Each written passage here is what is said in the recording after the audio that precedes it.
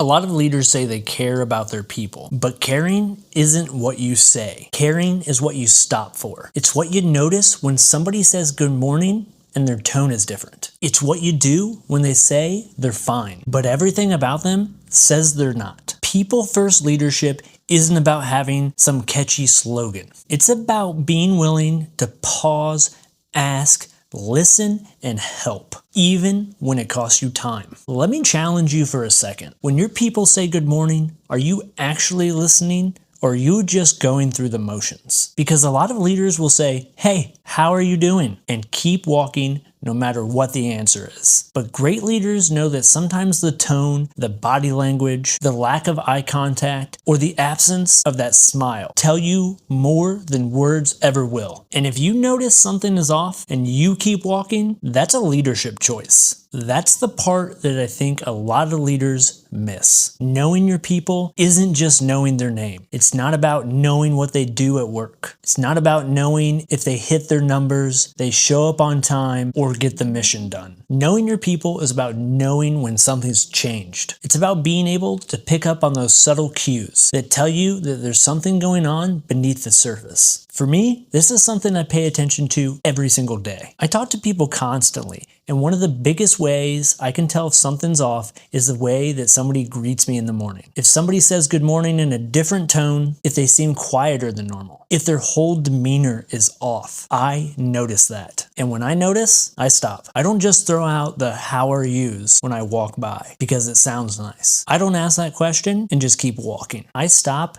and I try to really see that person. A lot of times I'll ask something simple, something open-ended, like, hey, what's on your mind? That's one of my favorite openers because it's open-ended. It doesn't force the conversation in a certain direction. It gives them room to take the conversation wherever they need it to go. Sometimes I'll ask a more direct question, how are you really doing? And if they hit me with that standard answer, I'm fine, but I can tell that they're not fine, I don't just let them get away with that because I know that's the answer they think that I want to hear. I challenge it a little bit. I say, you don't look okay. Are you sure? How can I help? That's where the leadership starts to get real. Because most people aren't just going to come right out and ask for help. Most people aren't going to walk into your office and say, hey, I'm overwhelmed. They're not going to say, I'm burned out. I'm mentally struggling. But they will show you. They're going to show you in that shift from their normal behavior. And great leaders learn to notice that shift early. That's why I believe you can't just check on your people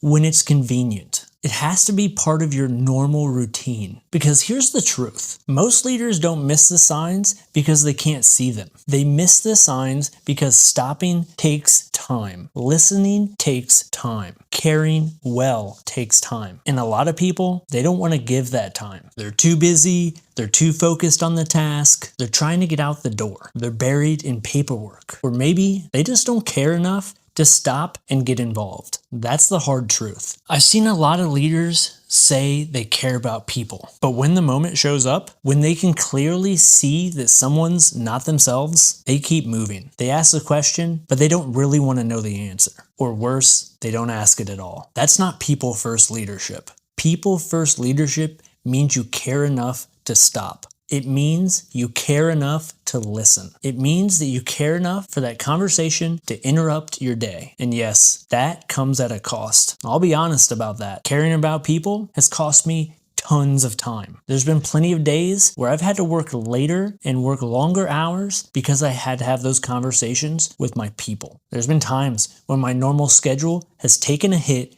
because I was caring for people. But I wouldn't change that for anything. Because that paperwork, that admin stuff, that little task that has to get done right this second aren't nearly as important as the person standing in front of you right now. People matter most. Because if we believe that people are the most important resource, we have to live like that. We have to prioritize like that. One of the biggest mistakes that I see leaders think about is that taking care of people is pulling them away from their real job. No, taking care of people is your job. That's leadership. And I think this matters even more when we talk about our high performers. A lot of times, our strongest people are the ones who are the best at hiding it, not being truthful about how they feel the most. They're the ones still producing, still pushing, and still showing up and handling business. But under the surface, they may be exhausted. They may be burned out. They may be struggling mentally, physically, or emotionally. They might be putting themselves last while they take care of everyone else. And the problem is that they're very good at hiding it. Trust me, I know because I'm like that too. For years, I put myself last. I struggle to take care of myself in a meaningful way. And even now, when I go to the doctors or I step away from my team, I feel guilty. I feel like I'm letting the team down by taking care of myself,